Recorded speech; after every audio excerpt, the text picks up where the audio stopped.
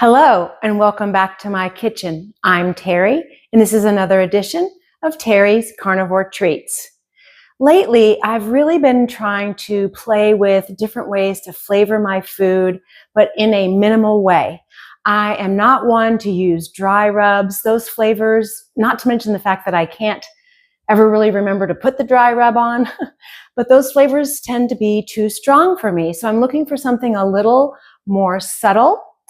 And I have come up with a fun idea that I've been using on a lot of my foods lately, and those are various flavored salts. I recently shared how I make my vanilla salt, which I have been enjoying on eggs and steak alike. It really brings a unique flavor that really pleases my palate. I've got a really fun one that I'm going to share with you now. Coffee salt. Yeah, coffee salt. And this one equally is tasty on eggs and steak as well. Let's go take a look at the gadgets and ingredients. And I'm not going to taste this, but at least now you'll know how to make coffee salt. You don't need too many ingredients. I like to use freeze-dried decaffeinated coffee as well as espresso powder. You're going to need some water, as well as I use coarse salt. So this way you can grind it up to your degree of fineness or even leave it chunky to use as a rub. I have these two products linked in my Amazon storefront, which I will link in the video description below. Now let's go take a look at those gadgets. The gadgets that you'll need are a dehydrator. You might be able to use your oven too if you're lucky enough to have a temperature that goes down that low. I was batch cooking a bunch of different flavored salts, which I will share in future videos.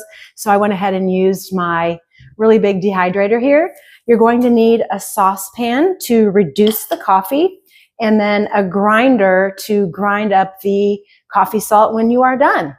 I think that's it. Now let's go get to that coffee salt making.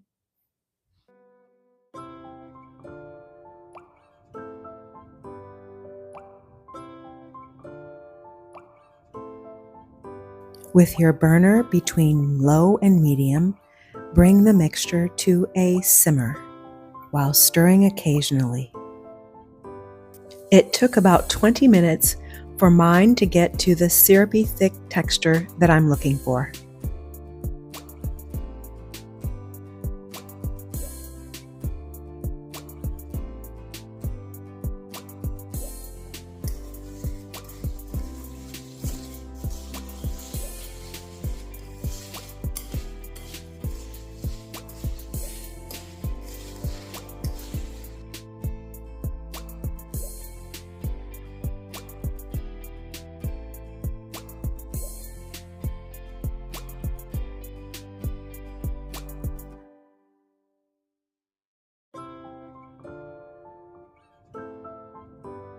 Removing it from the tin foil was the hardest part. Next time, I will use parchment paper lined on top of tin foil.